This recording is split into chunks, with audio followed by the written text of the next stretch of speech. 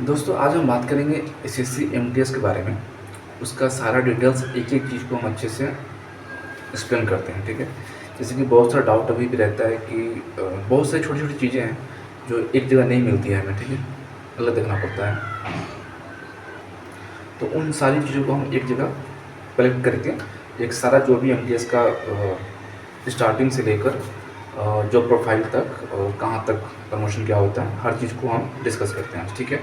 तो ध्यान से देखिएगा इस वीडियो को। देखने के बाद मुझे उम्मीद है कि मोस्ट प्रोबेबली आपका जो डाउट वगैरह है 90% में मुझे लगता है कि आपका डाउट क्लियर हो जाएगा, ठीक है? तो स्टार्ट करते हैं एमटीएस का क्वालिफिकेशन से, ठीक है? सबसे पहले बात करते हैं एसएससी की। एसएससी एक ऑर्गेनाइजेशन है जो हर साल डिफरेंट पोस्ट के लिए एग्ज़ाम करवाती है, ठीक है? Staff selection commission. तो इसमें जो सबसे छोटा पोस्ट के लिए एग्ज़ाम होता है वो है एमटीएस, ठीक है? तो ये ऑल ओवर इंडिया में होता है, ठीक है? और इसमें क्या होता है कि 10th बेसिस पे जो बच्चे 10th पास कर चुके हैं उनके लिए वैकेंसी निकलती है, ठीक है? तो इसमें क्या होता है कि पहले हम थोड़ा-सा जान लेते हैं एसएससी को।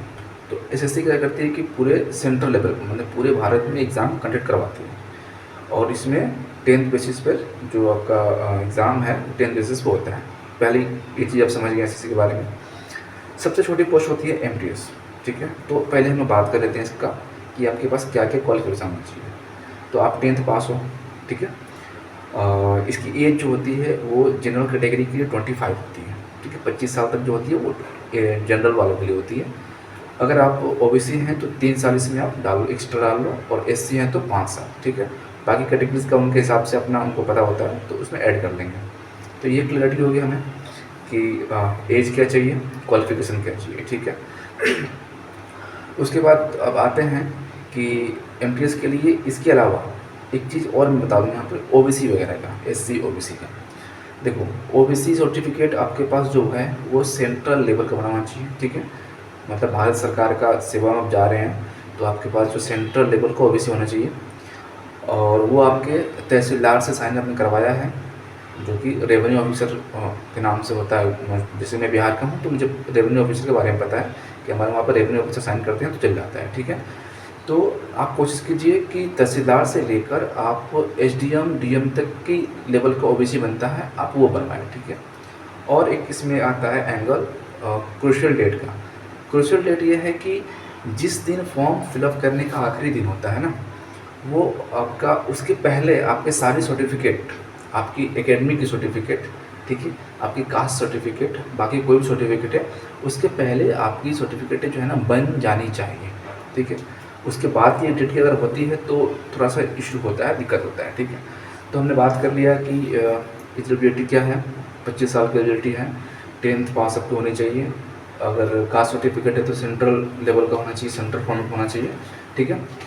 अब बात करते हैं फॉर्म भर देते हैं। फॉर्म भरने के बाद इसका एग्ज़ाम होता है, ठीक है? एग्ज़ाम होने के बाद 3-4 महीने के बाद रिजल्ट आता है, 5-6 महीने के अंदर एग्ज़ाम देने के 6 महीने के बाद तक आपका जॉइनिंग होता है, ठीक है? यहाँ ये बात हो गई है।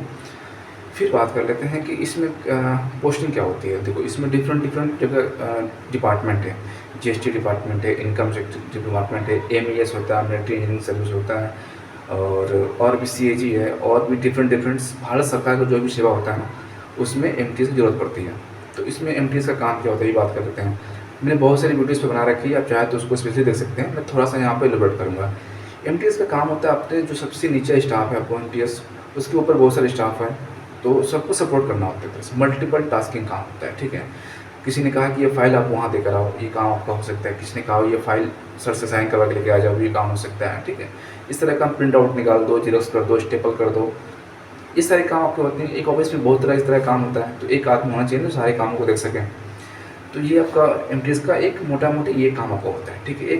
ठीक है, इसके ऊपर-नीचे भी काम होता है, लेकिन ये एक मोटा-मोटी काम होता है।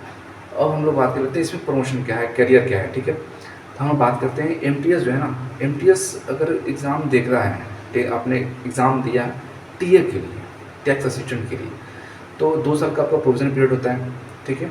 उसके बाद आप बन जाओगे, उसके बाद एग्ज़ाम देते हो, आपने एग्ज़ाम क्वालिफ़ाई कर लिया, तो आप बन जाओगे टैक्स असिस्टेंट जो कि सीजीएल की डायरेक्ट वैकेंसी होती है। यानी एप्रोक्स मान लो कि 2 साल तो आप प्रोविज़न पीरियड पे हो, उसके बाद एग्ज़ाम उसमें प्रोविज़न पीरियड का भी एग्ज़ाम दे सकते हो, आपने एग्ज़ाम क्लियर कर लिया, एग्ज़ाम क्लियर करने के बाद जैसी वैकेंसी आती हैं टीए की, तो आप उसको पोस्ट करते जाते हो। अब वैकेंसी का मैटर करता है कि डिपार्टमेंट में वैकेंसी कब आती है, ठीक है।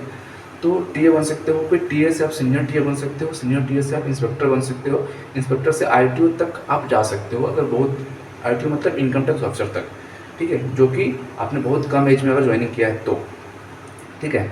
तो ये प्रमोशन की बात हो गई, ठीक है। अब बात कर लेते हैं सैलरी की, बात कर लेते हैं। एमटीएस में जो सैलरी होती है वो आपकी इन हैंड सैलरी होती है, क्योंकि स्टेट पे डिपेंड करता है कि आप किस स्टेट में पोस्टेड हो। अगर आप एक्स वाई जेड 3 तरह के स्टेट होते हैं, एक्स में पोस्टेड हो तो आपकी सैलरी जो है 30+ आएगी, ठीक है। 30+ में तो 31,000 के आसपास की सैलरी आपकी आती है।